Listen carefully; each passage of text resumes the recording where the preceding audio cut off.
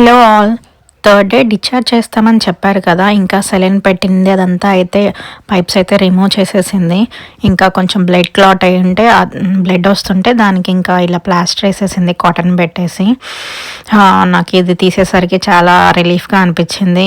ఎందుకంటే బేబీని తీసుకొని ఎత్తుకునేటప్పుడు ఆ నీడిల్ అనేది బాగా ప్రెస్ అయ్యి పెయిన్ వచ్చేసింది. ఇంకా మా బుడ్డదాన్ని అయితే అంతా వైట్లో ఇలా రెడీ చేసాము. See how cute she is. అప్పటికే 3 days అయింది కదా, నెయిల్స్ అయితే ఫుల్ గ్రో అయిపోయినాయి. మొత్తం ఫేస్ అంతా రక్కేసుకుంది బాగా. చూడు ఎలా చూస్తుందో బుడ్డది. డిశ్చార్జ్ కదా, ఇంకా నన్ను బేబీని చెక్ చేయడానికి అయితే మిడ్ వైఫ్ వచ్చింది. నా ఓండు ఇంకా బేబీకి అయితే ఐస్ అండ్ హియరింగ్ టెస్ట్ చేశారు, అంతా ఓకే అని చెప్పారు. ఇంకా బేబీ ఈ హాస్పిటల్లో పుట్టినట్టు ఒక సర్టిఫికేట్, ఇంకా మెడిసిన్స్ ఎప్పుడెప్పుడు యూస్ చేయాలి అని అవన్నీ అయితే చెప్పారు.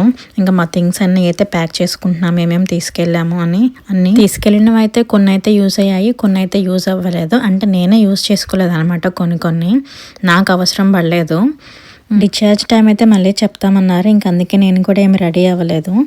ఈ లోపు మా బుడ్డదైతే ఒక స్లీప్ వేస్తుంది. Bye bye, see you in the next vlog.